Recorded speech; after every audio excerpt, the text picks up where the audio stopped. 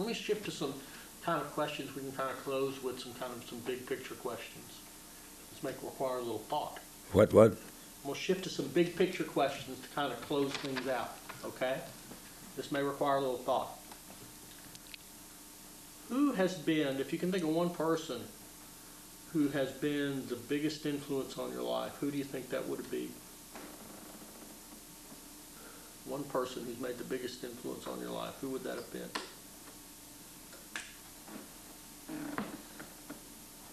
I don't know. What's this?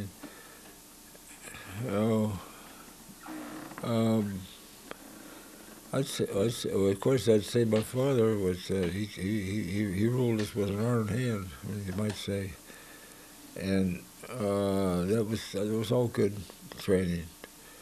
But the most experience in my life, I think, was marrying. The it's a different life, and it's a good life. It's a better life, and you have more guidance. You have more direction. Yeah, I say you have more direction as to what you want to do than you do if you're single. If you're single, and so I think the two wives I have had the most influence. Okay.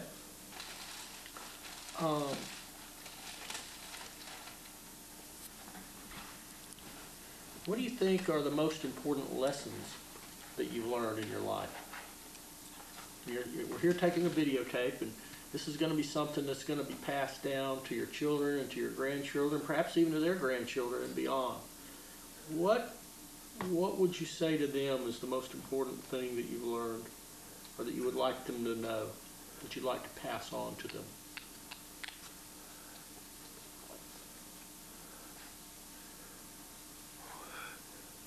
Well, I think that if the training that you give to your children is the most important thing, and setting an example tops the important things.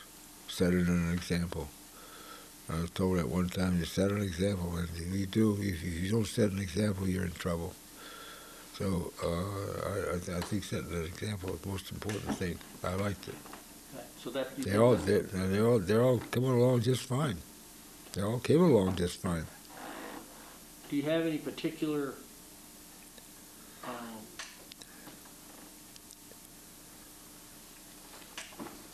let me phrase it this way.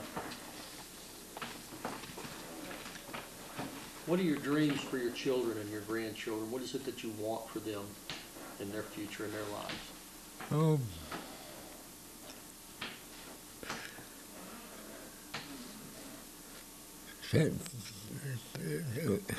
obey the rules and enjoy yourself as much as you possibly can, and God will take care of you. I feel that that's important, and I think that they've all done very well. That in that respect, they're growing up. They do what they're doing, and they're doing far beyond what I could ever do when I went through school.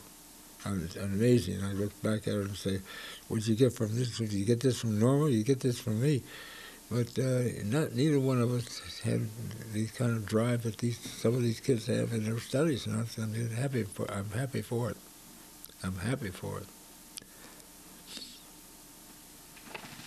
All right. Now I want to finish up with the question I told you it was going to be the first question I asked you, but it wasn't. Remember? No. Today is your 92nd birthday. Is yes. that right? Yes. How old do you feel today?